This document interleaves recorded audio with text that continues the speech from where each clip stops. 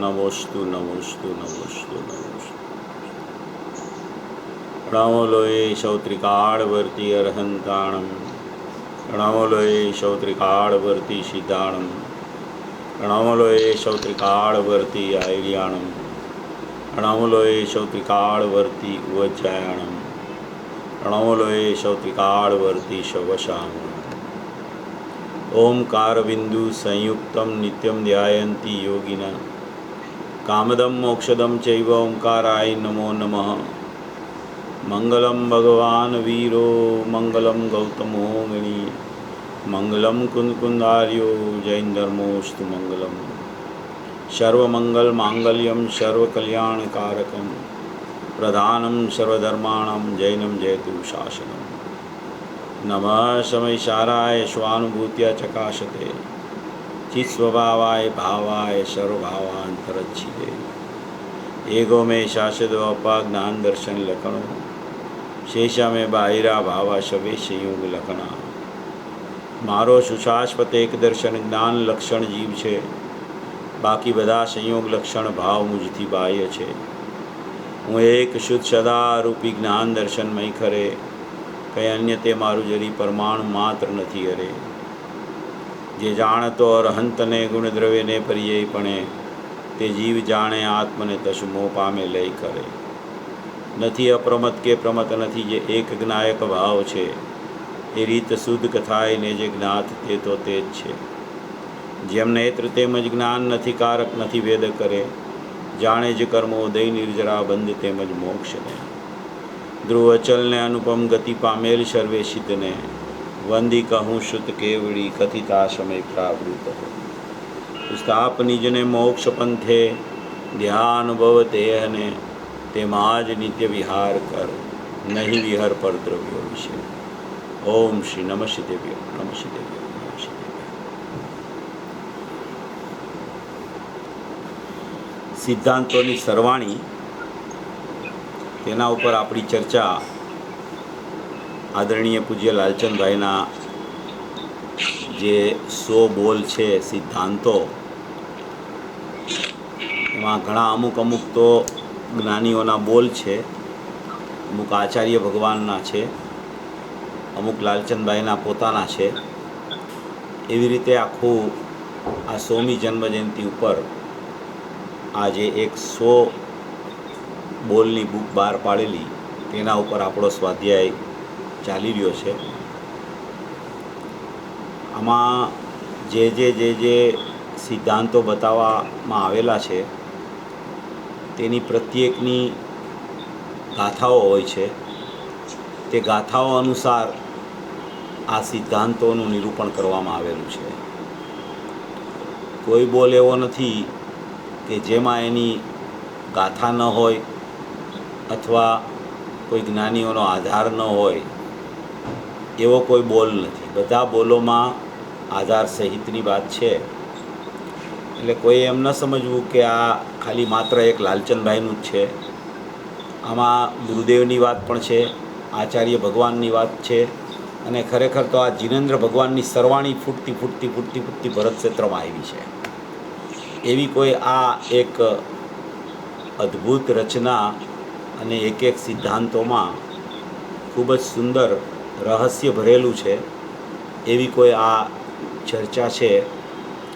આપણે 4 બોલ તો જોઈ લીધેલા. 5મા બોલ ઉપર પણ આપણી ચર્ચા ઘણી ચાલી ગઈ હતી. એ 5મો બોલ હજી આપણે થોડો બાકી છે. આપણે એની ચર્ચા થોડી લેવાનો પ્રયાસ કરીએ કે આ ચર્ચામાં શું લાલચંદભાઈનો કહેવાનો આશય શું છે. તો એવી એક આ ચર્ચા આમાં 5મા બોલમાં આવી છે.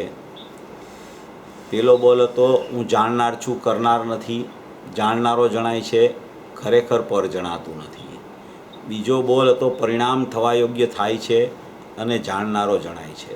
ત્રીજો બોલ હતો, પ્રમાણની બહાર જવું નહીં અને પ્રમાણમાં અટકવું નહીં, અને પ્રમાણમાંથી જે જીવ નિશ્ચય કાઢે છે તે જીન વચનમાં કુશળ છે. ચોથા બોલમાં એમ આવ્યું, પરિણામ મારા કર્યા વિના થયા કરે છે અને પરિણામ મારા જાણ્યા વિના જણાયા કરે છે. અને આ 5મો બોલની આપણે જે ચર્ચા ચાલે છે એમાં એમ આવે છે કે આત્મામાં સ્યાદવાદનો અભાવ છે અને અનુભવ જ્ઞાનમાં સ્યાદવાદનો સદભાવ છે. આ આખો જે બોલ છે એની આખી ચર્ચા છે એ લાલચંદભાઈએ આખી નય ચક્રમાંથી આ ચર્ચા લીધેલી છે. નય ચક્ર દેવસેન આચાર્યકૃત નય ચક્ર છે. એ દેવસેન આચાર્યએ તેમની નય ચક્રની રચના કરેલી.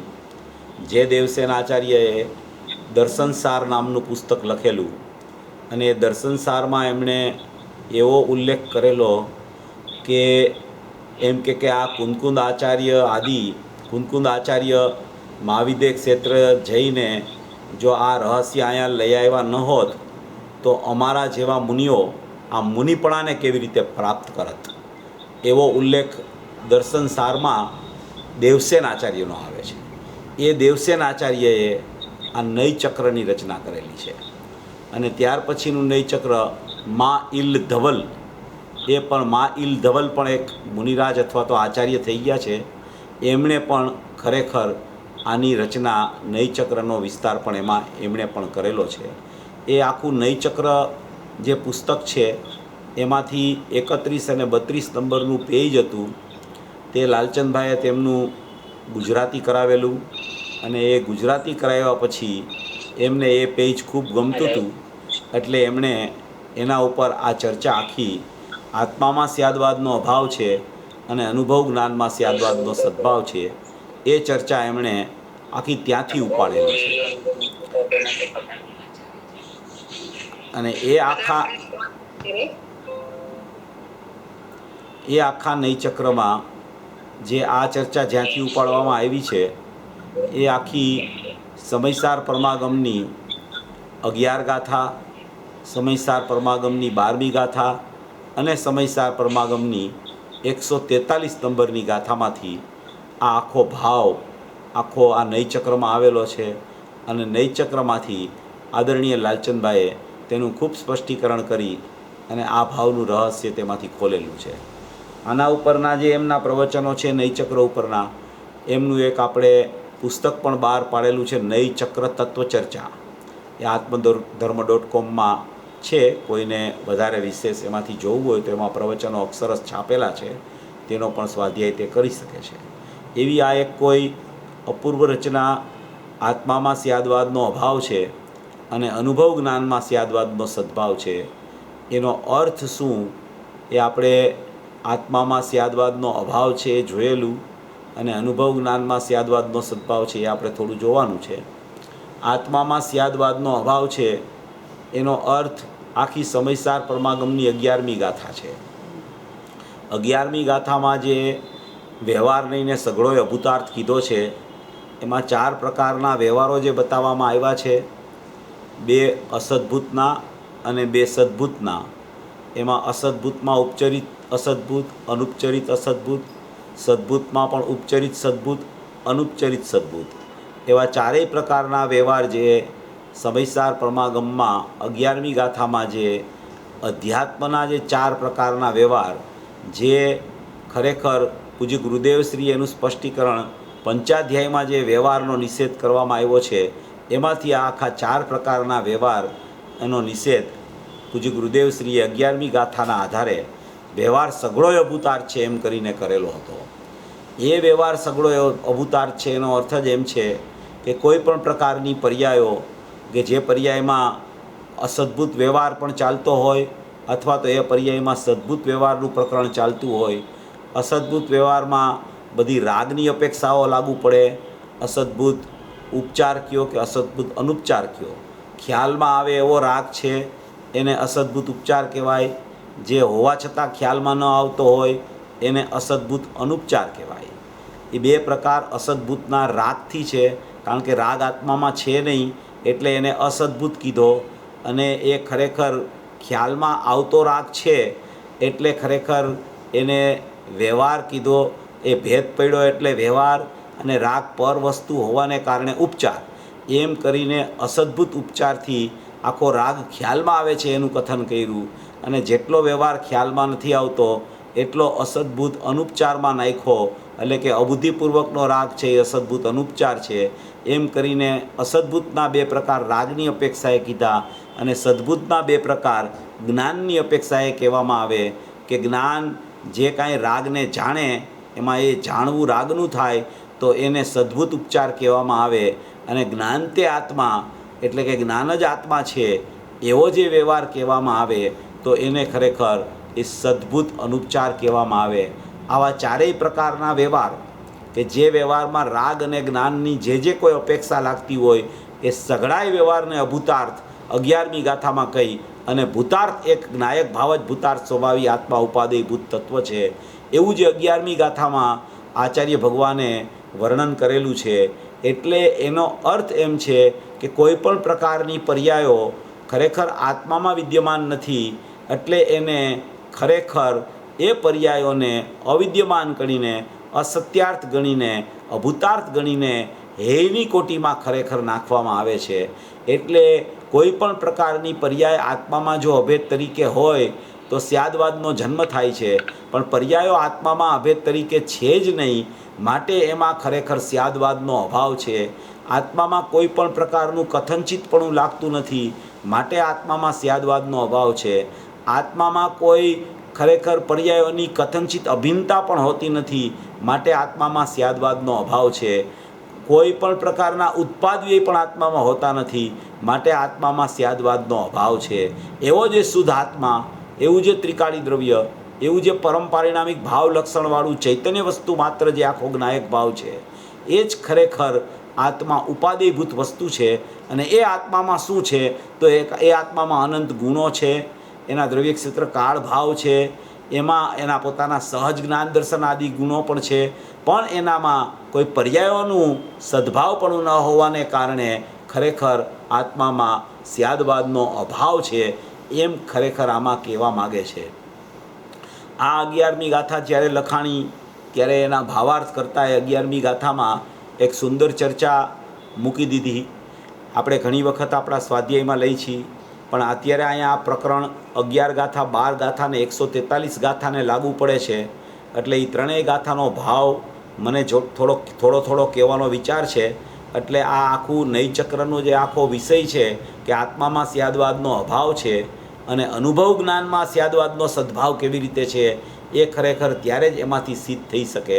એટલે 11મી ગાથામાં જ્યારે આ સઘળાય વ્યવહારનો અભૂતાર્થ કહી અને નિષેધ કરાવ્યો, જ્યારે એ 11મી ગાથામાં કોઈ પણ પ્રકારના વ્યવહાર છે જ નહીં, રાગ તો એમાં હોય જ નહીં કારણ કે તો પરલક્ષ છે, પણ જ્ઞાન તે આત્મા એવો સદ્ભુત અનુપચરિત વ્યવહારનો પણ જ્યારે નિષેધ કરી અને એકલો ત્રિકાળ ભૂતાર્થ સ્વભાવી ભગવાન આત્મા બતાવ્યો, એ ભગવાન આત્મા શા માટે ખરેખર આત્મામાં સ્યાદવાદનો અભાવ છે એવો આત્મા એ જીવને ખરેખર ખ્યાલમાં નથી આવતો, એનું વર્ણન કરતાં આખી 11મી ગાથા લખાઈ ગયા પછી જયચંદ પંડિતે એક ભાવાર્થની રચના કરી.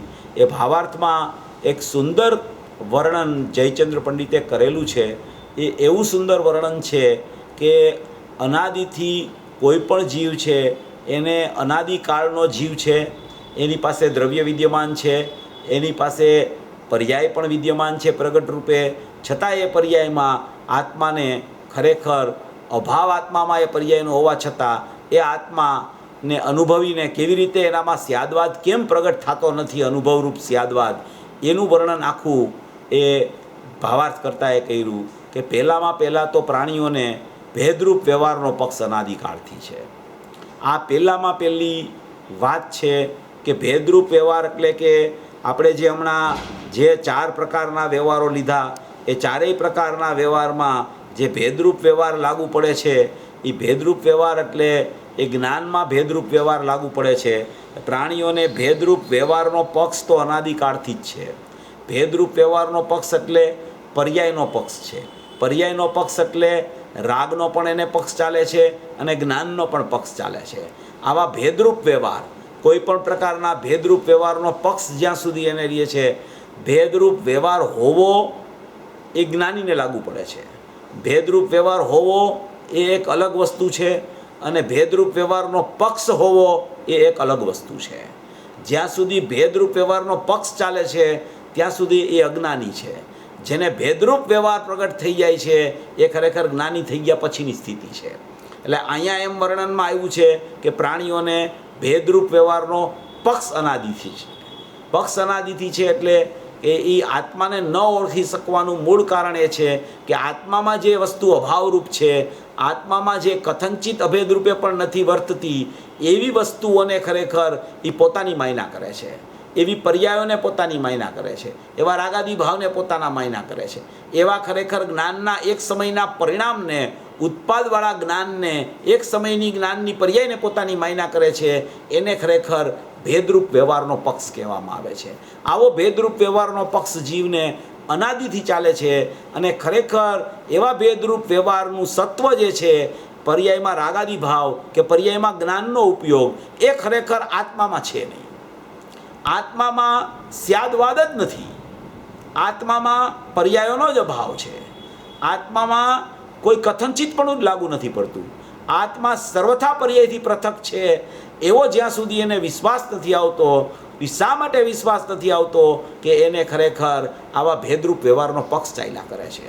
આ ભેદરૂપ વ્યવહારનો પક્ષ જીવને અનાદિનો ચાલે છે. આ અનાદિનો પક્ષ છે. જ્યાં સુધી આ પક્ષ નહીં છૂટે ત્યાં સુધી આત્મામાં સ્યાદવાદનો સદભાવ લાગશે એને. જ્યારે એ પક્ષ છૂટશે ત્યારે આત્મામાં એને ખરેખર પર્યાયો જ છે નહીં એવો ખ્યાલ આવી જશે.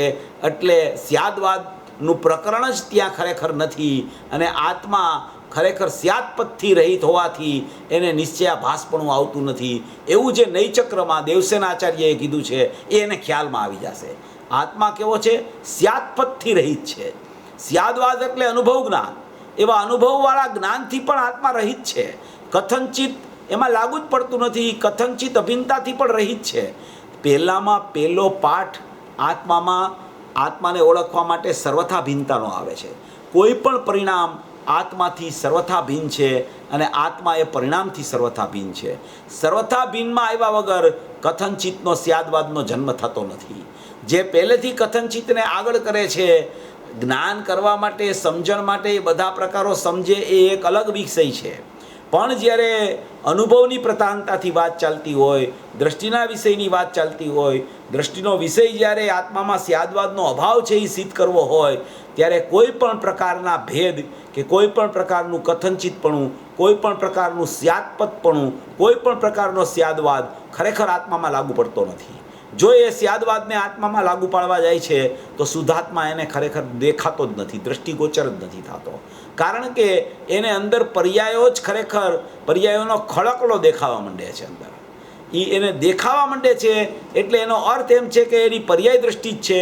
ખરેખર એને શુદ્ધાત્મામાં પર્યાયો નથી, સ્યાદવાદ જ નથી અંદરમાં. એવો અભેદ એક ચૈતન્ય વસ્તુ માત્ર છે, ભૂતાર્થ સ્વભાવી આત્મા, એનો એને ખ્યાલ નથી આવ્યો. એટલે જ્યાં સુધી આત્મામાં સ્યાદવાદનો અભાવ છે એ જ્યાં સુધી એને ખ્યાલમાં નથી આવતું ત્યાં સુધી ખરેખર આ અનુભવ જ્ઞાનમાં સ્યાદવાદનો સદભાવ છે એ પણ ખરેખર એને પ્રગટ થઈ શકતું નથી. એટલે પહેલામાં પહેલી વાત આત્મામાં સ્યાદવાદનો અભાવ છે એ ખરેખર એને સમજવા જેવી છે. એના માટે આ 11મી ગાથા લખવામાં આવી અને 11મી ગાથામાં જ્યારે પ્રાણીઓને ભેદરૂપ વ્યવહારનો પક્ષ છે એમ લખ્યું, એટલે ભેદરૂપ વ્યવહારના 2 પ્રકાર પણ આપણે હમણાં લીધા અને પછી એણે એમ કીધું કે ભેદરૂપ વ્યવહારનો પક્ષ અનાદિકાળથી છે, આ હમણાંનો નથી, આ અનાદિકાળથી ભેદરૂપ વ્યવહારનો પક્ષ છે. અનંતવાર સમોસરણમાં ગયો, અનંતવાર સમોસરણમાં દિવ્ય ધ્વનિનું શ્રવણ કર્યું અને દિવ્ય ધ્વનિ સાંભળતી વખતે પણ એને જે ખરેખર એને જે ખ્યાલ આવ્યો, દિવ્ય ધ્વનિમાં જે વાત આવી એનો ખ્યાલ આવ્યો, એ ખ્યાલ પર્યાયમાં આવવાને કારણે એ પર્યાયને જ ખરેખર એણે ભૂતાર્થ માની લીધી અને ખરેખર દ્રવ્ય એને દ્રષ્ટિગોચર ન થયું હોવાને કારણે, દ્રવ્ય એને અરૂપી વસ્તુ જાણવામાં ન આવી હોવાને કારણે, એક સમયની પર્યાય જ એને ખ્યાલમાં આવતી હોવાને કારણે એ પર્યાયને જ એને સર્વસ્વ માની અને ખરેખર એણે આત્મામાં સ્યાદવાદના સદભાવનું પ્રકરણ ચાલુ કરી દીધું. આ વસ્તુ એને જ્યાં સુધી નથી બેસતી, જ્યાં સુધી શુદ્ધાત્મા પરિપૂર્ણ ટંકોત્કીર્ણ ચૈતન્ય પરમાત્મા એ ખરેખર ભૂતાર્થ સ્વભાવી 11મી ગાથામાં કીધો એવો ખરેખર સત્યાર્થ ભગવાન આત્મા, એવો જે અપરિણામી તત્વ, એ જ્યાં સુધી એ ખ્યાલમાં નથી આવતો ત્યાં સુધી ભેદરૂપ વ્યવહારનો પક્ષ અનાદિકાળથી જીવને ચાલે છે. પછી એણે કીધું કે એનો ઉપદેશ પણ એવા ભેદરૂપ વ્યવહારના પક્ષનો ઉપદેશ પણ બહુધા પ્રાણીઓ, ઘણા પ્રાણીઓ, બહુધા પ્રાણીઓ એ પરસ્પર કર્યા કરે છે. બહુધા પ્રાણીઓ પરસ્પર કર્યા કરે છે. આટલો તો વ્યવહાર છે, જ્ઞાનની પર્યાય છે તો ખરીને, રાગ તને ચાલે તો છે ને, કંઈ તું વિતરાગ તો થઈ નથી ગયો ને, હે, એમ કરીને માહોમાહે અંદરો અંદર ચર્ચા કરે છે કે જો એકલો દ્રષ્ટિનો વિષય છે ને એ દ્રષ્ટિમાં લેવા જાશું ને તો આ પર્યાયો તો રહેશે જ નહીં, તો પર્યાયોનું પ્રકરણ જ બંધ થઈ જશે. તો એમ કરીને સ્યાદવાદ તો પ્રગટ થતી જ્ઞાનની અનુભવરૂપ અવસ્થામાં છે. હવે એ અનુભવરૂપ અવસ્થા પ્રગટ કરવા માટે એને ત્રિકાળી દ્રવ્યમાં જેમાં સ્યાદવાદ નથી, ખરેખર એનું પ્રકરણ એને ખરેખર પહેલાં સમજણમાં લેવા યોગ્ય છે. પણ એ જ્યાં સુધી એ સમજણમાં લેતો નથી, જ્યાં સુધી એને અનુભવ જ્ઞાન કરવા માટે પણ અનુભવ જ્ઞાનનો વિષય જે શુદ્ધાત્મામાં છે ખરેખર પર્યાયો જ નથી, અને એમાં ખરેખર સ્યાદવાદનો અભાવ છે, અને ભેદરૂપ વ્યવહારનો પક્ષ છે, અંદરો અંદર ચર્ચા પણ એની ચાલે છે. અને ખરેખર જીનવાણીમાં પણ આમાં લખ્યું છે, જીનવાણીમાં પણ વ્યવહારનો ઉપદેશ શુદ્ધ નહીંનો હસ્તાવલંબન જાણી બહુ કર્યો છે. જીનવાણીમાં પણ વ્યવહારનો ઉપદેશ, વ્યવહાર વિના તો જીનવાણી શાસ્ત્ર ભરાય જ નહીં. નિશ્ચયનું તો કથન ન હોય, નિશ્ચયનો તો અનુભવ હોય. નિશ્ચયનું જે કથન કરવામાં આવે ને કે તું શુદ્ધ છો, જ્ઞાયક છો, અભેદ છો, પરિપૂર્ણ છો, નિત્ય છો, અવિનાશી તત્વ છો, ધ્રુવ છો, ટંકોત્કીર્ણ છો, અઘટિત ઘાટ છો, એકરૂપ વસ્તુ છો, નિર્લેપ ચીજ છો, નિર્બોધ છો, એ બધું કથન જે કરવામાં આવે ને, નિશ્ચયનું કથન, સ્વભાવનું કથન, એ સ્વભાવનું કથનનું નામ વ્યવહાર છે. સ્વભાવનું કથન ન હોય, સ્વભાવનો અનુભવ હોય. સ્વભાવનું કથન એ વ્યવહાર થઈ ગયો, એ વ્યવહાર કહેવામાં આવે છે. વ્યવહાર છે એને પરમાર્થનો પ્રતિપાદક કીધો પાછો શાસ્ત્રમાં, પરમાર્થનો પ્રતિપાદક. પણ એ ભેદરૂપ વ્યવહારને પરમાર્થનો પ્રતિપાદક શા માટે કીધો? કે કારણ કે એવા ભેદ દ્વારા આત્માની અનુભૂતિ કરીને સ્યાદવાદની પ્રગટતા કરવા માટે એને વ્યવહારને ખરેખર આત્મા પરમાર્થનો પ્રતિપાદક કીધો. પણ એ કેવો વ્યવહાર કે જે અભેદને પ્રસિદ્ધ કરે ને એ વ્યવહારને પરમાર્થનો પ્રતિપાદક કીધો. વ્યવહાર પરમાર્થનો પ્રતિપાદક નથી, અભેદને પ્રસિદ્ધ કરે એવા વ્યવહારને પરમાર્થનો પ્રતિપાદક કીધો છે. આ તો અભેદને પ્રસિદ્ધ કરતો નથી એવા વ્યવહારની ચર્ચાએ જીવ ચડી ગયો છે કે ખરેખર તો એ વ્યવહાર તો છે. બહુધા પ્રાણીઓ પણ વ્યવહારની પરસ્પર ચર્ચા કરે છે. વળી જીનવાણીમાં વ્યવહારનો ઉપદેશ શુદ્ધનયનું હસ્તાવલંબન જાણી બહુ કર્યો છે. એ વ્યવહારનો ઉપદેશ શુદ્ધનયનું હસ્તાવલંબન જાણીને પણ ખરેખર જીનવાણીમાં ખૂબ કર્યો છે. કોઈ પણ જીનવાણી તમે હાથમાં લ્યો અને વાંચો એટલે એમાં વ્યવહારના ઉપદેશના કથનો આવ્યા જ કરે વ્યવહારના ઉપદેશના કથનો. એ તો આપણને તો આ પૂજ્ય ગુરુદેવશ્રી મળી ગયા એટલે આપણે વ્યવહારનો નિષેધ પ્રબળપણે કરી છીએ. વ્યવહારનો જ્યાં સુધી પ્રલય જીવ નથી કરતો ને ત્યાં સુધી નિશ્ચયમાં આરૂઢ નથી થઈ શકતો. ક્યાંક ને ક્યાંક વ્યવહારના પક્ષમાં અટકે છે. વ્યવહાર તો જ્ઞાનીને હોય છે, અજ્ઞાનીને વ્યવહારનો પક્ષ હોય છે, અને એ વ્યવહારના પક્ષમાં અટકેલો છે. એટલે અહીંયા જે વાત આવી કે અનાદિકાળથી પ્રાણીઓને વ્યવહારનો પક્ષ છે, માહોમાહે ચર્ચા પણ એની કરે છે. જીનવાણીમાં પણ વ્યવહારને ખરેખર એ વ્યવહારનો ઉપદેશ શુદ્ધનયનું હસ્તાવલંબન જાણી અને ખૂબ આવ્યો છે. પણ એનું ફળ સંસાર જ છે. એનું ફળ કેવું છે? સંસાર છે. ભેદનું ફળ સંસાર હોય, અભેદનું ફળ હંમેશા મોક્ષ હોય, ભેદનું ફળ હંમેશા સંસાર હોય. કોઈ પણ ભેદ હો, પછી કોઈ પણ ભેદ હોય, ભેદનું ફળ નિયમથી સંસાર હોય. ભેદનું ફળ સંસાર એટલે જેટલો ભેદ પડે ને એટલો વિકલ્પ છે, અને વિકલ્પનું નામ સંસાર છે. એટલે આત્મામાં તો એવો સ્યાદવાદ છે જ નહીં. આમાં એમ લખે છે પાછું કે સંસાર જ છે, અને કહે છે કે શુદ્ધનયનો પક્ષ જ કદી આવ્યો નથી. શુદ્ધનયનો પક્ષ જ કદી આવ્યો નથી, અને એનો ઉપદેશ પણ વિરલ છે. શુદ્ધનયનો પક્ષ એટલે ત્રિકાળી દ્રવ્યનો પક્ષ. એવા ત્રિકાળી દ્રવ્યનો પક્ષ જ કદી આવ્યો નથી, અને એનો ઉપદેશ પણ ક્યાંક સાંભળવા મળે છે. ખરેખર ગુરુદેવની હયાતીમાં સોનગઢમાં એ ઉપદેશ મળતો હતો. ખરેખર અત્યારે તો ક્યાંક સાંભળવા મળે છે. એવો શુદ્ધનયનો પક્ષ જ કોઈ દિવસ જીવને આવ્યો નથી. આ શુદ્ધ નહીંનો પક્ષ નથી આવ્યો એના બે અર્થ થાય છે. એના બે અર્થ છે, એક જ અર્થ નથી. શુદ્ધ નહીંનો પક્ષ આવ્યો નથી, એના શુદ્ધ નહીંનો પક્ષ આવ્યો નથી એટલે એક તો ત્રિકાળી દ્રવ્યનો ખરેખર એને પક્ષ નથી આવ્યો ક્યારેય, ત્રિકાળી દ્રવ્યનું બહુમાન નથી આવ્યું, અને પર્યાયની જ ખરેખર વ્યવસ્થામાં એ જીવ વ્યવહારના પક્ષમાં ગોઠવાઈ ગયો છે. એને પણ દ્રવ્યનો ખરેખર મહિમા નથી આવ્યો, અને દ્રવ્યના મહિમાપૂર્વક દ્રવ્યને આગળ નથી કરતો, તો એને પણ ખરેખર શુદ્ધ નહીંનો પક્ષ નથી આવ્યો એમ કહેવામાં આવે છે. અને શુદ્ધ નહીંનો પક્ષ નથી આવ્યો એનો અર્થ એમ પણ બીજો થાય છે કે એને કદી ત્રિકાળી દ્રવ્યનો અનુભવ થયો નથી. એનો અનુભવ થયો નથી, એને પણ પૂજ્ય ગુરુદેવશ્રીએ કોઈ જગ્યાએ શુદ્ધ નહીંનો પક્ષ આવ્યો નથી એમ પણ કીધું છે. એટલે આ જે 11મી ગાથામાં જે આખું લખેલું છે કે ભેદરૂપ વ્યવહારનો પક્ષ, એનો અર્થ એમ છે કે આત્મામાં સ્યાદવાદનો અભાવ છે, એવી રીતે એણે વિચાર જ એ કરતો નથી. પરિણામ માત્રથી ભિન્ન બોલે, પરિણામ માત્રથી ભિન્ન એને વિકલ્પમાં ખ્યાલ પણ આવે, પણ છતાંય પરિણામમાંથી એકત્વ બુદ્ધિ તૂટતી નથી.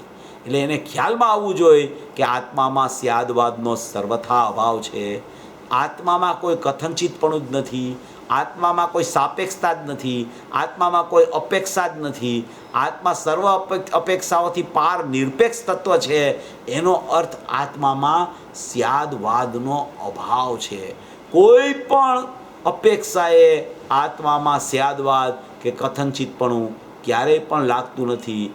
આ શાસ્ત્રમાં આવે, કોઈ જગ્યાએ આવે પણ એવું કથનચિત આત્મા શુદ્ધ ને કથનચિત અશુદ્ધ એવું પણ આવે. તો કથનચિત આત્મા શુદ્ધ ને કથનચિત આત્મા અશુદ્ધ એ આત્માનું પ્રકરણ છે. તો કે એ પર્યાય અપેક્ષાએ પર્યાયને આત્મા સાથે ભેળવીને કથનચિત શુદ્ધ ત્રિકાળી દ્રવ્ય અને કથનચિત અશુદ્ધ એની પર્યાય એમ કરીને શુદ્ધતાનું પ્રમાણના દ્રવ્યમાં જ્ઞાન કરાવવા માટેની ચર્ચા છે. આત્મા કથનચિત શુદ્ધ કે કથનચિત અશુદ્ધ નથી હોતો, આત્મા સર્વથા શુદ્ધ હોય છે, એનું નામ જ આત્મા છે.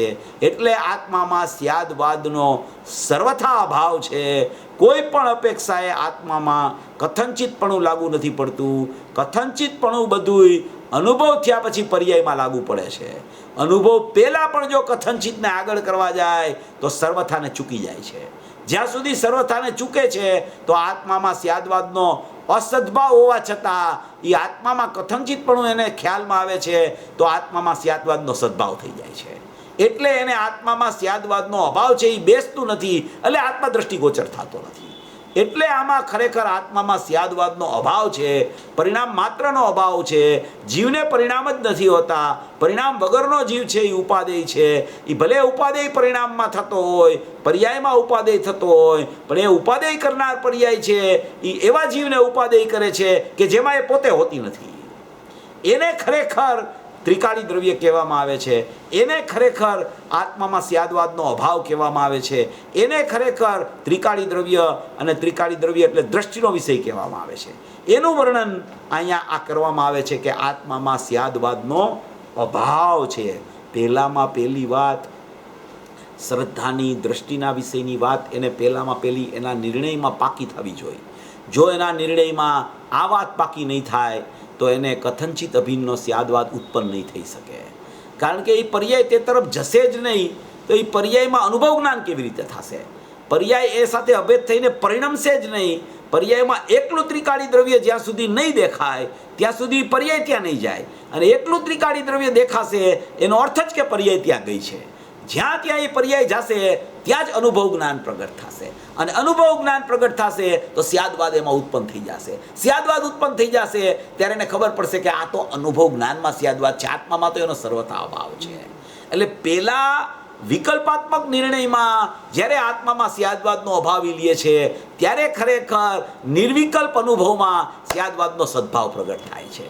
એવી કોઈ વ્યવસ્થા આ ખરેખર આત્મામાં સ્યાદવાદનો અભાવ છે અને અનુભવ જ્ઞાનમાં સ્યાદવાદનો સદભાવ છે. એ ખૂબ સુંદર ચર્ચા છે. એવી રીતે એને વિચારવાનું છે. પહેલામાં પહેલાં દ્રષ્ટિનો વિષય એને ખ્યાલમાં આવવો જોઈએ. જો દ્રષ્ટિનો વિષય જ ખ્યાલમાં નહીં આવે તો ખરેખર એને સ્યાદવાદનો જન્મ જ નહીં થાય. સ્યાદવાદનો જન્મ આત્મા સ્યાદપદથી રહિત હોવા છતાં, આત્મામાં સ્યાદવાદનો અભાવ હોવા છતાં કોઈ જીવને નિશ્ચયાભાસપણું નથી આવતું. કોઈ એમ કે આટલો બધો પર્યાયનો નિષેધ કરશો તો નિશ્ચયાભાસી થઈ જશે જીવ. તો કે બિલકુલ દેવસેન આચાર્ય લખી ગયા. દેવસેન આચાર્ય, દર્શન સારના રચયિતા દેવસેન આચાર્ય એમ લખી ગયા કે આત્મામાં સ્યાદપદનો અભાવ હોવા છતાં નિશ્ચયાભાસપણું આવતું નથી. એવું એણે દેવસેન આચાર્યએ નય ચક્રમાં લખ્યું કે આત્મામાં સ્યાદપદનો અભાવ હોવા છતાં નિશ્ચયાભાસપણું નથી આવતું. એવું ત્રિકાળી દ્રવ્ય, એવો આખો અખંડ પરમાત્મા, એવો શુદ્ધ જીવ, એવો પરમ પરિણામિક ભાવ લક્ષણવાળો ચૈતન્ય પરમાત્મા, તે જ હું છું, તેનું નામ આત્મા છે. જ્યાં સુધી આવો આત્મા એને પહેલાં ખ્યાલ નથી આવતો, ત્યાં સુધી અનુભવ જ્ઞાન પ્રગટ થતું નથી. અને અનુભવ જ્ઞાન પ્રગટ થાય છે ત્યારે નિયમથી એમાં સ્યાદવાદનો સદભાવ હોય ને હોય જ છે. કોઈ અનુભવ જ્ઞાનમાં એમ કહે કે ખરેખર એમાં કથનચિત અભિન્નપણું આત્માનું નથી, તો એમાં અનુભવ નથી. એને કોઈ પણ જીવ શુદ્ધ પર્યાયને ખરેખર અનુભવના જ્ઞાનમાંથી કથનચિત અભિન્નપણામાંથી કાઢી ન શકે. શુદ્ધ પર્યાયને પણ દ્રષ્ટિના વિષયની અપેક્ષાએ ભલે એને સર્વથા ભિન્ન કહેવામાં આવતી હોય, પણ જ્ઞાનથી જોવો તમે તો એ જ્ઞાનમાં સ્યાદવાદનો સદભાવ જ્યારથી અનુભવ થયો, જ્યારથી આત્મામાં સ્યાદવાદનો અભાવ છે એ ખ્યાલ આવ્યું, ત્યાં જ એને અનુભવ થઈ જાય છે. અને એ અનુભવ થાય છે એવા અનુભવવાળા જ્ઞાનમાં સ્યાદવાદનો સદભાવ પ્રગટ થઈ જાય છે. જો સ્યાદવાદનો સદભાવ અનુભવ જ્ઞાનમાં પણ પ્રગટ ન થતો હોય, સ્યાદવાદનો સદભાવ કથનચિતપણું નિર્બળ પર્યાયથી અભિન્ન નાયક થાય ત્યારે પણ જો સ્યાદવાદનો સદભાવ કથનચિતપણું પ્રગટ ન થતું હોય તો કોઈ જીવને અનુભવ જ ન થાય. કોઈ જીવને અનુભવ ન થાય તો મોક્ષ માર્ગ જ છે ને પ્રગટ ન થાય.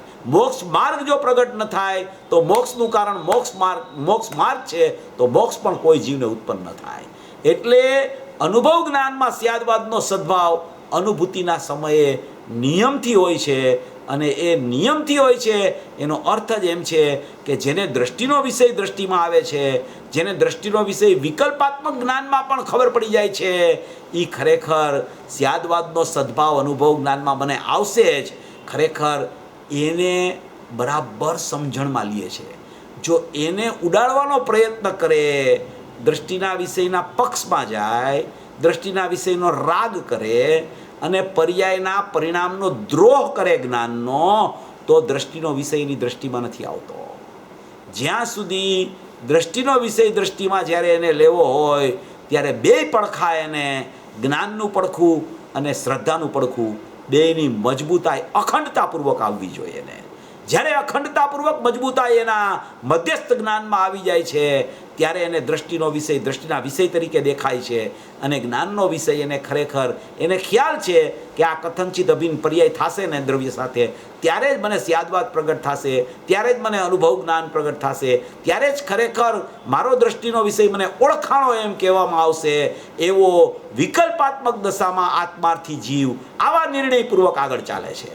એવા વિકલ્પાત્મક દશામાં આત્માર્થી જીવ આવા નિર્ણયપૂર્વક ચાલે છે તો એને પર્યાય દ્રષ્ટિ નથી થતી કાંઈ કે ભાઈ આને તો સ્યાદવાદના સદભાવને જ્ઞાનની અપેક્ષા ખરેખર એનો ખ્યાલ કર્યો છે, તો દ્રષ્ટિનો વિષય કાંઈ એનો ચાલ્યો નથી જતો. દ્રષ્ટિનો વિષય જેમ છે એમ રહે છે. જ્ઞાનના પડખામાં એને જેમ છે એમ સમજણ થઈ જાય છે. અને જ્યારે આવી દ્રષ્ટિપૂર્વક જ્ઞાનની સમજણ એને ચાલવા માંડે છે નિરંતર, ત્યારે એ મધ્યસ્થ થયેલો જીવ છે એ અનુભવને પામે છે. અને એ અનુભવને પામે છે ત્યારે ખરેખર એને ખબર પડે છે કે મેં વિકલ્પાત્મક દશામાં જે નિર્ણય કર્યો હતો એ નિર્ણયનું ફળ આવી ગયું. મને સ્યાદવાદ પ્રગટ થઈ ગયો, મને અનુભૂતિ થઈ ગઈ, મને કથનચિત અભિન્ન થતા નિર્બળ પર્યાયના સદભાવપૂર્વકનો અનુભવનો જન્મ થઈને ત્રિકાળી દ્રવ્ય દ્રષ્ટિમાં આવી ગયું. એવો એને સ્યાદવાદનો જન્મ થાય છે.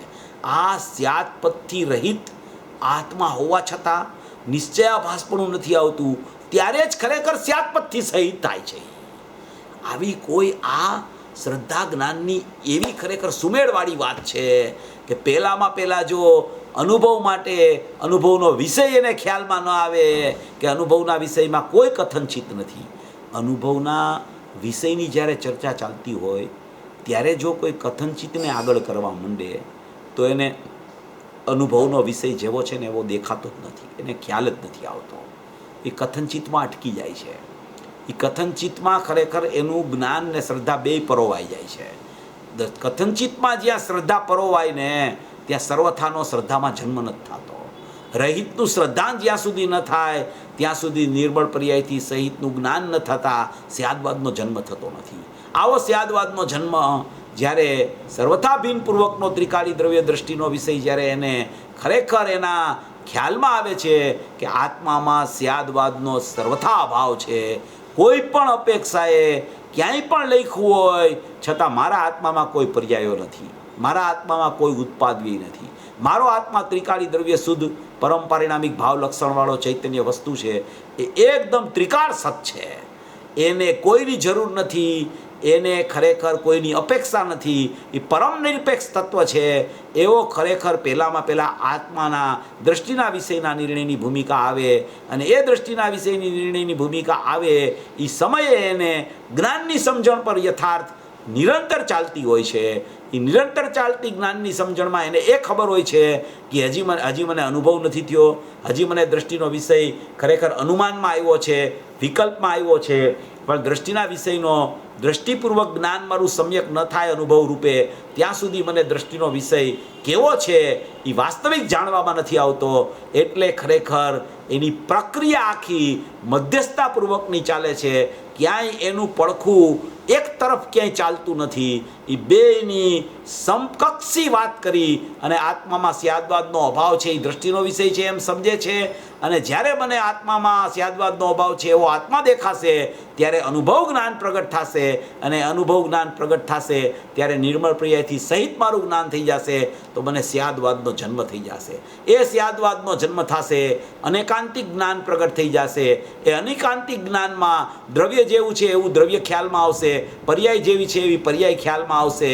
અને એટલે જ 12મી ગાથામાં કીધું કે વ્યવહાર નહીં, કોઈ જીવને કોઈ વખતે જાણેલો પ્રયોજનવાન છે. એનો અર્થ એમ છે કે નિર્વિકલ્પ ધ્યાનમાં નહીં, ખરેખર અજ્ઞાનીને નહીં, પણ નિર્વિકલ્પ ધ્યાન આવ્યા પછી જ્ઞાની જ્યારે વિકલ્પાત્મક દશામાં આવે છે ત્યારે વિકલ્પાત્મક દશામાં જ્ઞાનીને વ્યવહાર નહીં, કોઈને કોઈ વખતે જાણેલો પ્રયોજનવાન છે. કોઈને એટલે કે મિથ્યા દ્રષ્ટિને નહીં, કેવડીને નહીં, નિર્વિકલ્પ દશામાં નહીં, જ્ઞાનીને સવિકલ્પ દશામાં, એનું નામ કોઈને, કોઈ વખતે એટલે વિકલ્પાત્મક દશામાં, સવિકલ્પ દશામાં, કોઈને એટલે કે જ્ઞાનીને, અને જ્ઞાનીને ખરેખર અનુભવ થાય ત્યારે, અને ત્યાર પછી વિકલ્પમાં આવે ત્યારે એને કોઈ વખતે વ્યવહાર નહીં, જાણેલો પ્રયોજનવાન છે. એટલે એનું જાણવું ક્યારેય છૂટતું નથી. દ્રવ્યને દ્રવ્યરૂપ જાણે છે, પર્યાયને પર્યાયરૂપ જાણે છે. હવે એનું અહમ જ્ઞાયકમાં થઈ ગયું હોવાથી એનું પર્યાયમાં અહમ થતું નથી. એનું અજ્ઞાન દશામાં પર્યાયમાં અહમ ચાલતું હતું, એટલે આત્મામાં ખરેખર અહમ નહોતું થતું. એટલે આત્મામાં સ્યાદવાદનો સદભાવ એને દેખાતો હતો. જ્યાં આત્મામાં સ્યાદવાદનો અભાવ છે એ ખ્યાલ આવ્યો, ત્યાં ખરેખર એની શ્રદ્ધામાં સંકિત પ્રગટ થવાનો પ્રકાર ભજવાની તૈયારી થઈ ગઈ.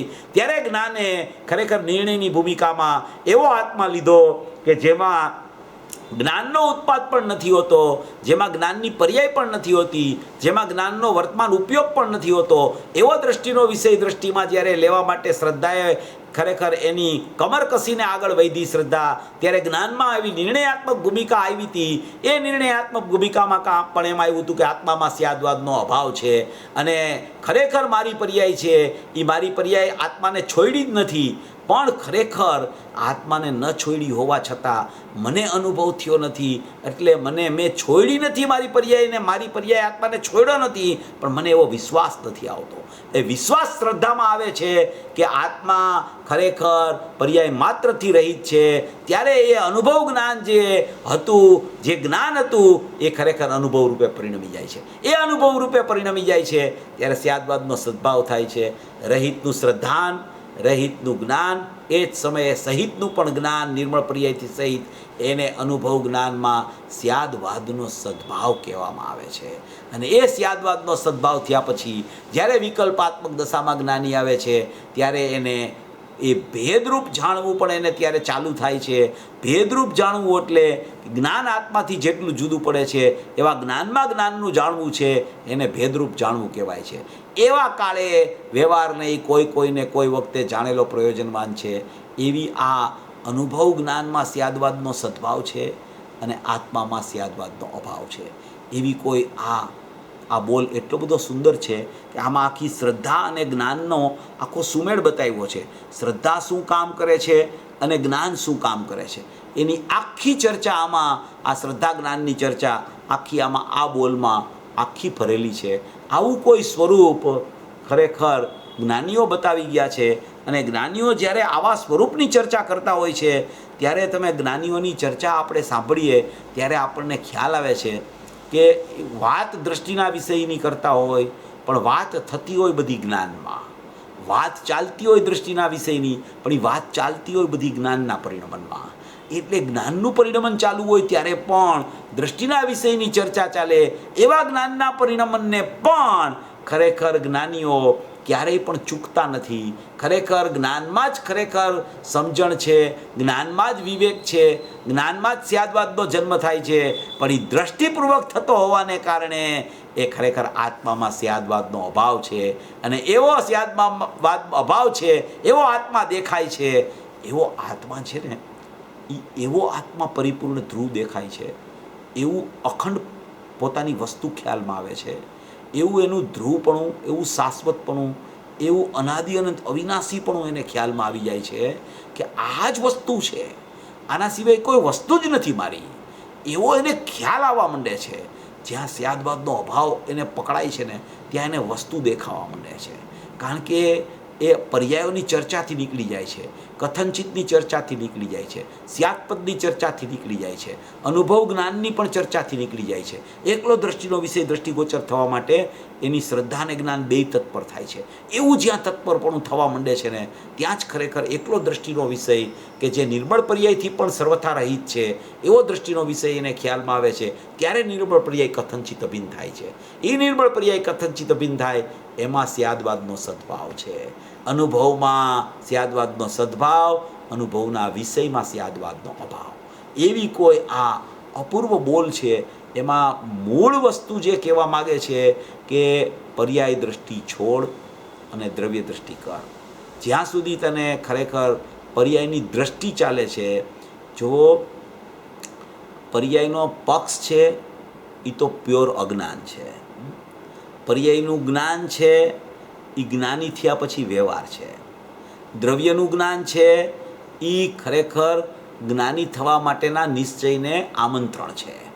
એટલે કોઈ પણ સમયે પર્યાયમાં જ્ઞાન છૂટતું નથી. પણ પર્યાયના જ્ઞાનને જો આગળ કર્યા કરે તો દ્રષ્ટિનો વિષય દ્રષ્ટિમાં આવતો નથી. એટલે પર્યાયની દ્રષ્ટિ એ તો ખરેખર અજ્ઞાનમાં જાય છે. પર્યાયનું જ્ઞાન છે ખરેખર એ તો ખરેખર વાસ્તવિક સ્થિતિ પર્યાયમાં એનું જ્ઞાન વર્તી રહ્યું છે. પણ એવું વર્તતું હોવા છતાં પણ એ જ્ઞાન ઉપર જ્યાં સુધી દ્રષ્ટિ રહે છે ત્યાં સુધી આત્મામાં સ્યાદવાદનો અભાવ છે એ દ્રષ્ટિમાં આવતું નથી. એટલે કે કોઈ પણ સમયે પર્યાયની દ્રષ્ટિ તો ખરેખર અજ્ઞાનમાં જ જાય છે. પર્યાયનું જ્ઞાન છે એ અનુભવ પછી વ્યવહારમાં જાય છે. અને દ્રવ્યનું જ્ઞાન છે એ અનુભવ થયા પહેલાં પણ ખરેખર અપેક્ષાએ એને દ્રવ્ય ખ્યાલમાં આવ્યું છે એમ કહેવામાં આવે છે. વિકલ્પાત્મક ભૂમિકામાં અનુમાનમાં આવી જાય છે. એવી કોઈ સ્થિતિ જ્યારે જીવની અનુમાનમાં આવી થઈ જાય છે ત્યારે એ દ્રષ્ટિને બળ મળે છે. અને દ્રષ્ટિમાં એમ આવે છે કે આત્મામાં સ્યાદવાદનો ખરેખર અભાવ છે. એવી કોઈ આ આખા બોલમાં ખૂબ સુંદર રીતે આખું વર્ણન આખું આવી ગયું છે કે આત્મામાં સ્યાદવાદનો અભાવ છે અને અનુભવ જ્ઞાનમાં સ્યાદવાદનો સદ્ભાવ છે. આ આખી ચર્ચા છે ને એ નિશ્ચય વ્યવહારની આમ સંધિવાળી ચર્ચા કહેવાય. દ્રવ્ય છે તે નિશ્ચય છે અને પર્યાય છે ને એ વ્યવહાર છે. સમજજો જરા.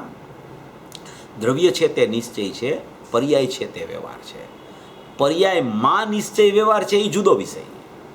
અત્યારે તો દ્રવ્યને નિશ્ચય કીધો ને એટલે પર્યાય આખી વ્યવહાર થઈ ગઈ, આખી પર્યાય વ્યવહાર થઈ ગઈ.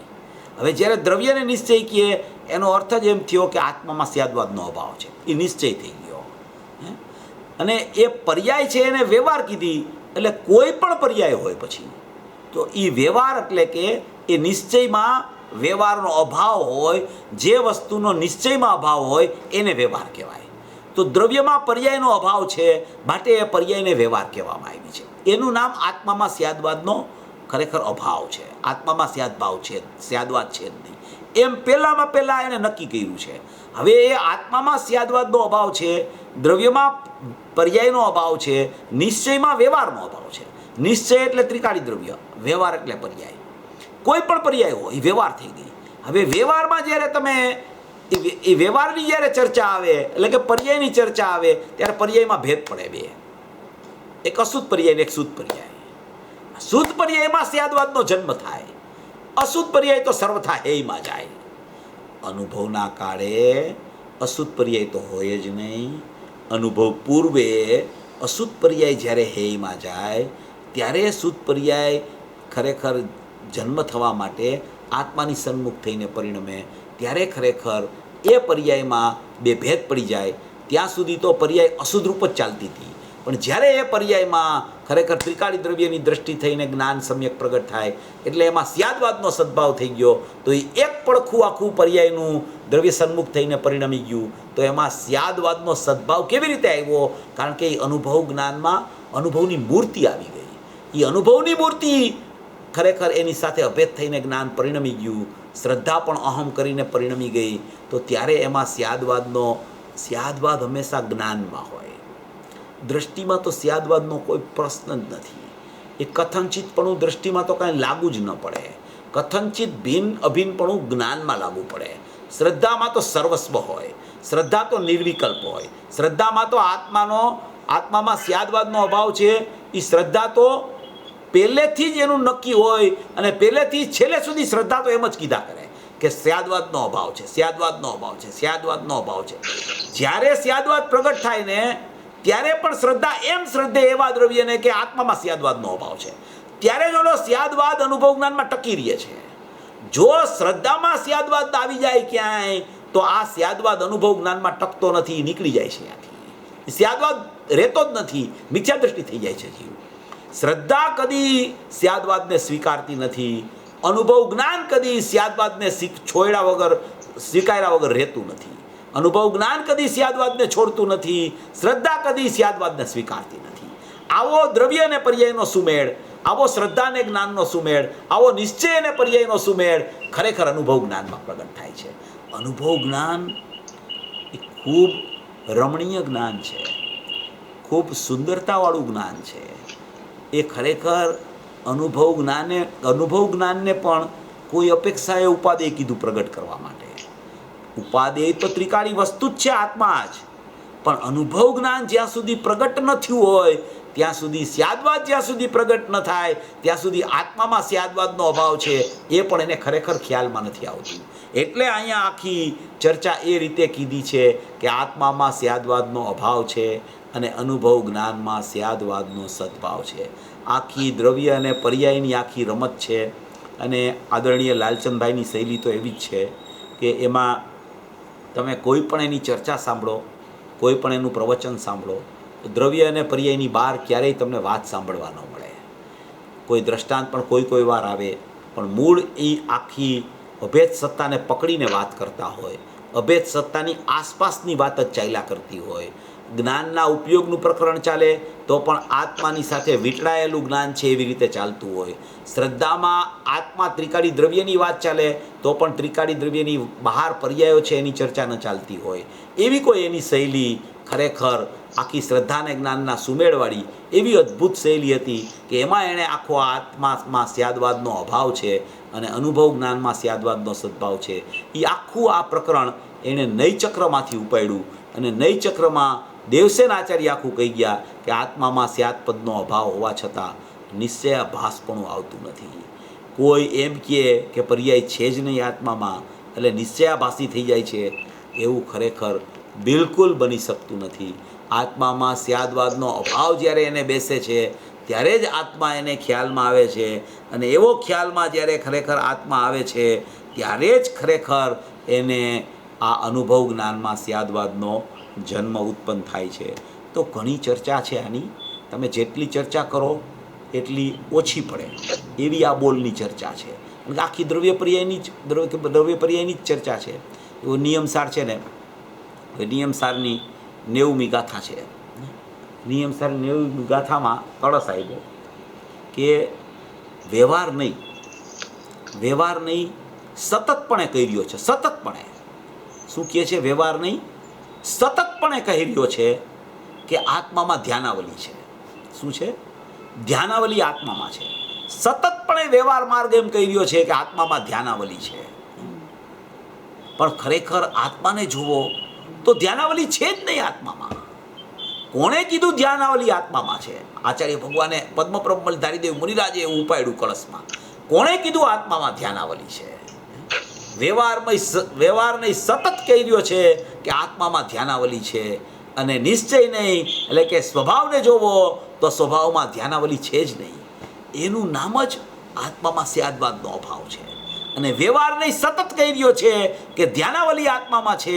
એનો અર્થ એમ છે કે એ વ્યવહાર નહીં એટલે કે અનુભવ જ્ઞાન છે, એમાં ધ્યાનાવલી પ્રગટ થાય છે. એ અનુભવ જ્ઞાન છે એ કથનચિત અભિન્ન છે. એ વ્યવહાર નહીં સતત કહી રહ્યો છે કે ધ્યાનાવલી આત્મામાં છે. એ ધ્યાનાવલી આત્મામાં છે એટલે કે આત્મા સાથે અનુભવ અભેદ થઈને પરિણમ્યો, એને ધ્યાન કહેવામાં આવે. એ ધ્યાન ખરેખર ધ્યેયના લક્ષ્ય થાય ત્યારે જીવ ધ્યાતા થાય. ધ્યેયને લક્ષમાં લઈને જે જીવ ધ્યાન કરે એ ધ્યાતા થઈ જાય. જ્ઞેય સ્વજ્ઞેયને લક્ષમાં લઈને જે જ્ઞાન કરે એ જ્ઞાતા થઈ જાય. શ્રદ્ધેયને લક્ષમાં લઈ અને જે શ્રદ્ધા અભેદ થઈને પરિણમે એનું શ્રદ્ધાન પરિપૂર્ણ થઈ જાય. એવી કોઈ આ સત્તા એવી કોઈ આ વસ્તુ સ્વરૂપ નિયમસારમાં ઠેર ઠેર આ વાત આવી છે. કેટલી વાત આવી નિયમસારમાં. 71માં કળશમાં કે હું કંઈ નહીંથી જોઉં કે આ મિથ્યા દ્રષ્ટિ છે કે આ સમ્યક દ્રષ્ટિ. મારી પાસે કોઈ એવી નય જ નથી.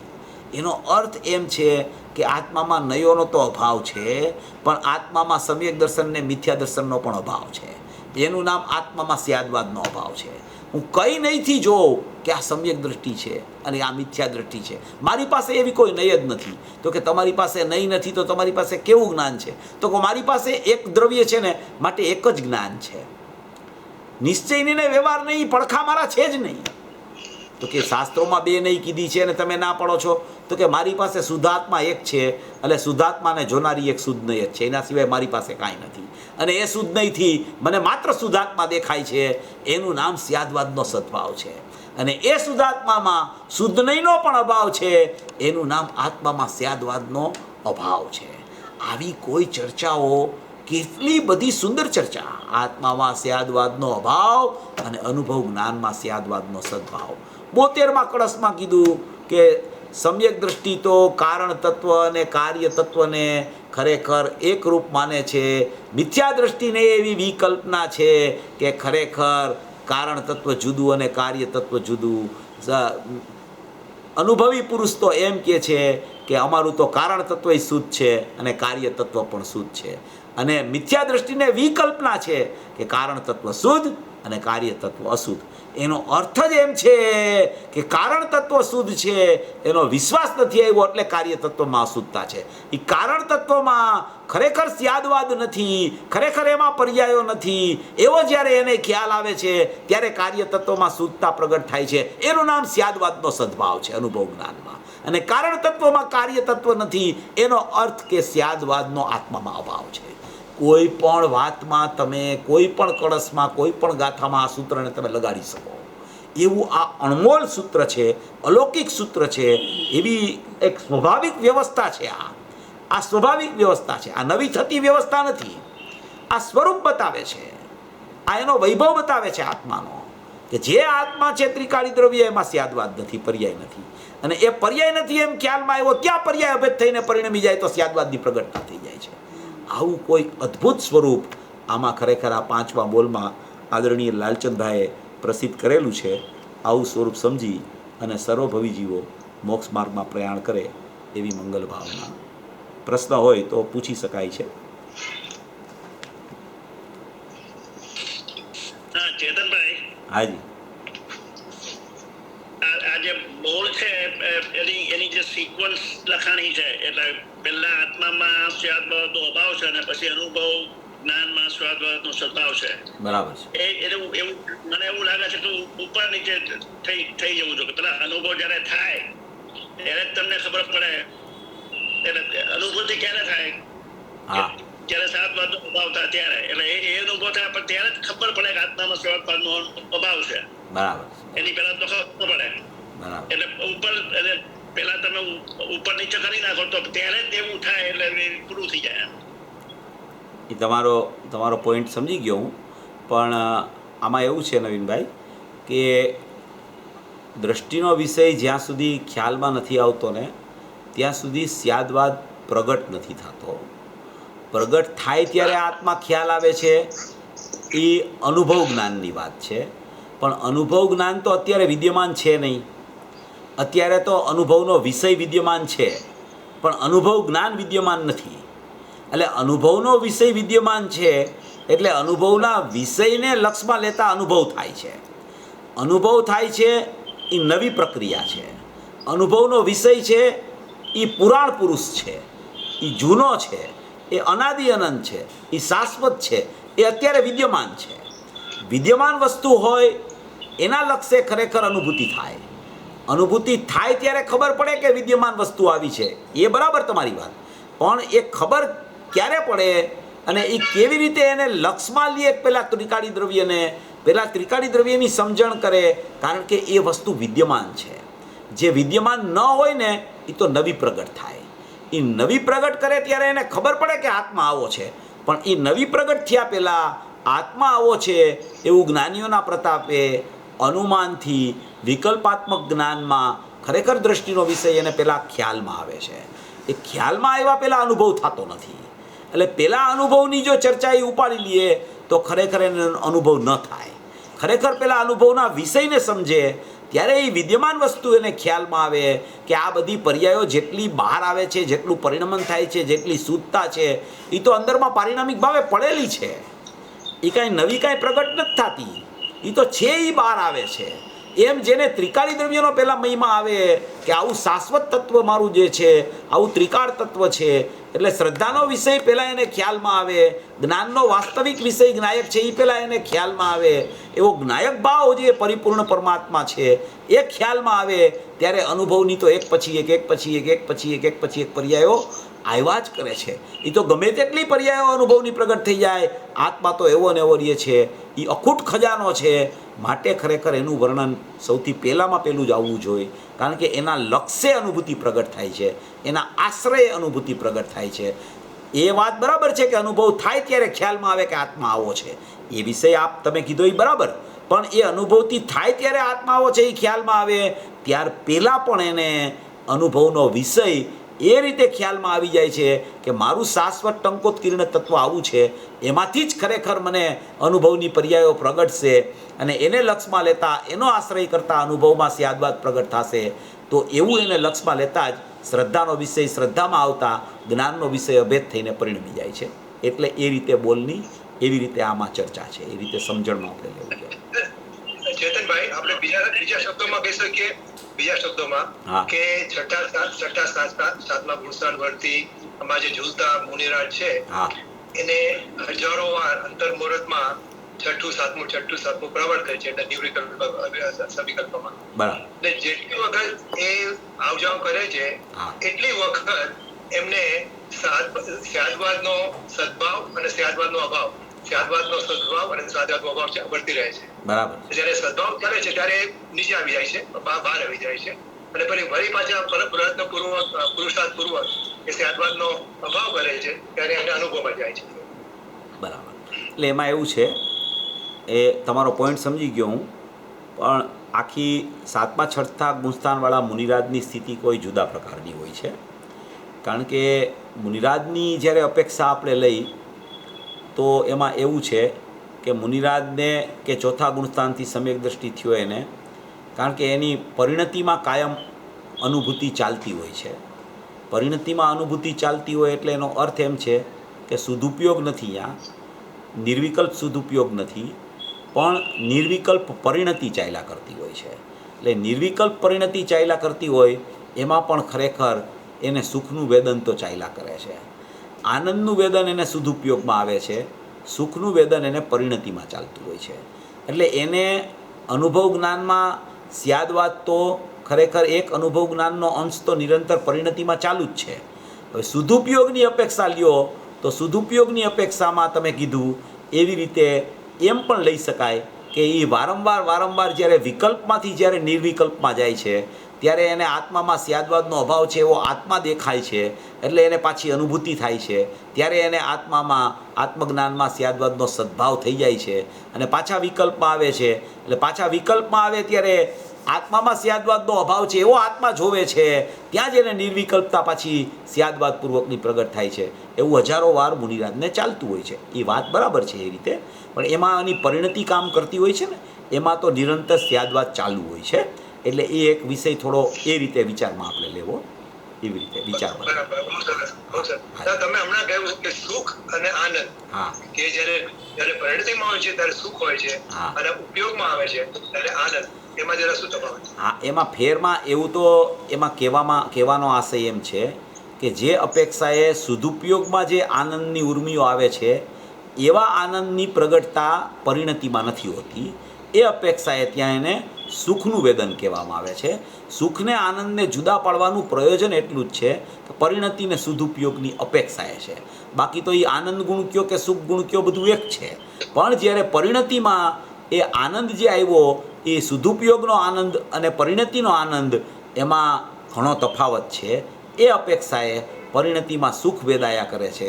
એ સુખ વેદાયા કરે છે એટલે પ્રતીતિપૂર્વકની અનંત ગુણની અનંત પર્યાયો પરિણતિ રૂપે પરિણમતી હોય છે, એટલે એને સુખ વેદાઈ રહ્યું છે એમ કહેવામાં આવે છે. અને એ સુખ વેદાતા હું સુખમય છું એ જ એનું પરિણમન પરિણતિમાં ચાલતું હોય છે. સદુપયોગ આવે છે ત્યાં આનંદનો ઉભરો આવે છે. એ આનંદ એને જ ખરેખર સદુપયોગને જ આનંદ કહેવામાં આવે છે. ગુરુદેવ તો ઘણી જગ્યાએ પરિણતિમાં પણ આનંદ કહે છે, પણ પરિણતિમાં આનંદ પણ લઈ શકાય, પણ એ આનંદની માત્રા ઘણી ઓછી છે. એ અપેક્ષાએ ત્યાં સુખ છે અને સદુપયોગમાં આનંદનો ઉભરો આવે છે, એ અપેક્ષાએ ત્યાં આનંદ છે. એ રીતે લેવાય. બાકી એમાં કોઈ બીજો કોઈ મોટો ફરક નથી. બાબુ યુગલજી સાહેબ છે ને, એ યુગલજી સાહેબ આ ઘણી વખત લેતા હતા કે ભાઈ એ આનંદ છે ને એને તમે સદુપયોગમાં લ્યો અને સુખને તમે પરિણતિમાં રાખો, કારણ કે એ સમયે જે પરિણતિમાં જે આનંદ આવે છે ને એમાં અને સદુપયોગના આનંદમાં ઘણો આંતરો છે. એ અપેક્ષાએ એને સુખથી લેવું એમ એ કહેતા હતા ઘણી વખત. એવું છે. चेतन भाई, हाँ शांति भाई आप पूछ लीजिए. मैं जरा ऐसा ही पूछ रहा था कि जब शुभ उपयोग में आ गए तब शुभ उपयोग में भी तो उसको दुख भी तो कहते हैं ना, जितना राग है उतना. हाँ है ने वो तो हाँ, तो मतलब तो दुख भी साथ में और सुख भी साथ में. जितनी शुद्धता की परिणति है उतना सुख, और बाकी की शुद्धता जितनी है उतना दुख. यो क्या कैसे कहना उसको? ऐसा है कि कोई भी जीव जब तक परिपूर्णता प्राप्त नहीं करता, यथाख्यात चारित्र तक जब तक नहीं पहुंचता, तब तक राग का सद्भाव होने के कारण उसको उसका दुख का वेदन का भी ख्याल आता है. निर्विकल्प दशा में दुख नहीं होता है, मगर राग चला नहीं गया है, वो अपेक्षा से वहाँ राग का सद्भाव भी बोला जाता है. मगर विकल्पात्मक दशा में जब ज्ञानी आता है तब उसको जो भी राग का परिणमन है वो अपेक्षा से दुख है, और जितनी परिणति है वो अपेक्षा से सुख है. मगर राग का अभाव जब तक नहीं होता तब तक अबुद्धिपूर्वक राग भी चलता है, तो उतना दुख तो ज्ञानी को भी है. इसलिए तो वो दुख से व्यावृत होके फिर से वो अनुभूति में सदुपयोग प्रकट करने के लिए पुरुषार्थी बनता रहता है. अगर दुख ही नहीं लगे उसको, उसका परिणाम में दुख चला ही गया हो, तो फिर सदुपयोग की जरूरत ही नहीं रहती, तो परिणति में ही काम हो जाता. इसलिए ज्ञानी बराबर जानता है कि मेरी परिणाम में अस्थिरता जन्य राग चल रहा है, उतना दुख भी है, और मेरी परिणति अंदर काम कर रही है, वो सुखमय है, उतना सुख है. ज्ञानी को एक पर्याय का दो भाव और दो भाग चलता रहता है, तो उसमें उसको एक भाग का परिणमन कैसे चलता है बाहर में वो भी पता है, और अंदर का परिणमन कैसे चलता है वो भी पता है. मगर ये सब विकल्पात्मक दशा में ज्ञानी आता है तब की ये सब चर्चा है. निर्विकल्प सदुपयोग होता है तब तो उसको राग बाकी रहा हुआ होता है, वो भी अबुद्धिपूर्वक रहता है, वो प्रगट रूप उस समय में नहीं है, इसलिए उसको मात्र आनंद का ही वेदन उस समय चलता रहता है। उस समय तो वो केवली जैसा है वो जीव, इसलिए सदुपयोग में ये कुछ नहीं होता। मगर विकल्पात्मक दशा में जब ज्ञानी सदुपयोग में से बाहर निकल के आता है तो उसको दो धारा हो जाती है, एक ज्ञान धारा और एक राग धारा। ज्ञान धारा राग धारा कहो, ज्ञान धारा कर्म धारा कहो। मैंने पिछली बार भी 110 कलश का उदाहरण दिया था, कलश टीका का। तो वो दो धारा चलती है, वो विकल्पात्मक दशा की दो धारा है। मगर निर्विकल्प दशा में तो एक अभेद धारा ही अंदर में चलती रहती है। विकल्पात्मक दशा का परिणमन है, तब उसको दुख का वेदन भी है और सुख का भी अनुभव है। वो सोगानी जी ने बोला था कि उसको तो भट्टी जैसा लगता है, तो कोई जीव ने बोला कि ज्ञानी को तो दुख ही नहीं होता है। तो ऐसा नहीं होता है। ज्ञानी हुआ, वो परिपूर्ण ज्ञानी जब तक नहीं होता तब तक उसको दुख का सद्भाव होने के कारण साधक दशा के साथ में बाधक दशा भी निरंतर चलती रहती है, जब तक चतुर्थ गुणस्थान से 12वें गुणस्थान तक साधक और बाधक का परिणमन साथ साथ में चलता रहता है। जब वो यथाख्यात चारित्र होके केवल ज्ञान होता है, तब उसको शुद्ध दशा परिपूर्ण हो जाती है। मिथ्या दृष्टि बहिरात्मा है, उसको अकेला दुख है। अंतरात्मा है, उसको साधक और बाधकपना होने से अमुक अपेक्षा से सुख है, अमुक अपेक्षा से दुख है, अमुक साधकपना भी है, बाधकपना भी है, और परमात्मा को तो परिपूर्ण सुख है। ऐसा प्रकरण है। इस तरीके से आप विचार कर लेना। हाँ जी, धन्यवाद। जय जी। ચેતનભાઈ, એક ક્વિક ક્વેશ્ચન એવો છે કે મોક્ષાર્થી જીવ છે એને હજી તો શુદ્ધ નહીં કે નિશ્ચય નહીં ને વ્યવહાર ને એવું પ્રગટ નથી થયું. મોક્ષાર્થી છે, અનુભૂતિ તરફ આગળ વધી ગયો છે, તો એ ત્યારે શુદ્ધ નહીંનો પક્ષ લઈ શકે કે એવો વ્યવહાર એને હોય કે જે નિશ્ચયનું પ્રતિપાદન કરે છે?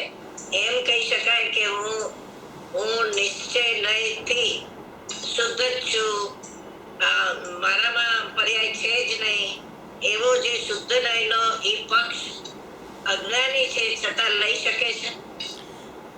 અજ્ઞાની, કોઈ પણ અજ્ઞાની જીવ હોય એ પોતાની દ્રવ્ય અને પર્યાયની પ્રમાણ સત્તાની સમજણપૂર્વક ખરેખર દ્રવ્યના પક્ષમાં જરૂર આવી શકે છે, અને જો દ્રવ્યના પક્ષમાં પણ ન આવે તો ખરેખર એને અનુભૂતિનો અવકાશ નથી. એટલે પહેલામાં પહેલી વાત એ છે કે પ્રમાણની સત્તાનો બરાબર એને વ્યવસ્થિત ખ્યાલ હોવો જોઈએ, અને પછી જ્યારે પ્રમાણની સત્તામાંથી શુદ્ધનયનો વિષય શુદ્ધાત્મા જ્યારે એ કાઢવાના પુરુષાર્થે ચડે છે, ત્યારે એની કોઈ પણ જીવ અજ્ઞાનીમાંથી જ્ઞાની થાય છે. કોઈ પણ જીવ અજ્ઞાનીમાંથી જ્ઞાની થાય છે. એટલે અજ્ઞાનીને જ ખરેખર વ્યવહારનો પક્ષ છૂટી અને નિશ્ચયનો પક્ષ આવે છે. શુદ્ધનયનો પક્ષ વિરલ હોવા છતાં, શુદ્ધનયનો ઉપદેશ પણ વિરલ હોવા છતાં, શુદ્ધનયનો પક્ષ કદી ન આવ્યો હોવા છતાં પણ જ્યારે શુદ્ધનયનો પક્ષ આવે છે ત્યારે જ પક્ષાતિક્રાંત થાય છે. જ્યારે આત્મામાં સ્યાદવાદનો અભાવ છે એમ ખ્યાલમાં આવે છે, પરિણામ માત્રથી હું ભીન છું એ ખ્યાલમાં આવે છે, એવો અપરિણામી જ્યારે એને ખ્યાલમાં આવવા માંડે છે, પરિણામ માત્રથી ભીન છું એ ખ્યાલમાં આવે પણ અપરિણામી છું એમ ખ્યાલમાં આવવા માંડે છે, ત્યારે એને શુદ્ધનયનો પક્ષ કહેવામાં આવે છે. એ શુદ્ધનયનો પક્ષ આવે છે પછી પક્ષાતિક્રાંત થાય છે. કોઈ પણ અજ્ઞાની જીવને આવો પક્ષ નિયમથી આવે છે. પક્ષ આવ્યા પહેલાં પક્ષાતિક્રાંત પણ નથી આવતું. પહેલાં પક્ષ આવે છે અને પછી પક્ષાતિક્રાંત થાય છે. ભલે અંતર્મૂળ માટે પણ પક્ષ આવતો હોય પણ એ પક્ષ જરૂર આવે છે, અને પછી જ એને ખરેખર અહમ થઈ અને શુદ્ધતાનો જન્મ થાય છે. એવી કોઈ સ્થિતિ છે. બહુ સરસ, બહુ સરસ.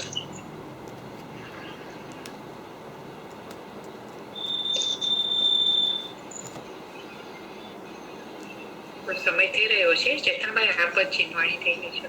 હા જી, જય જી.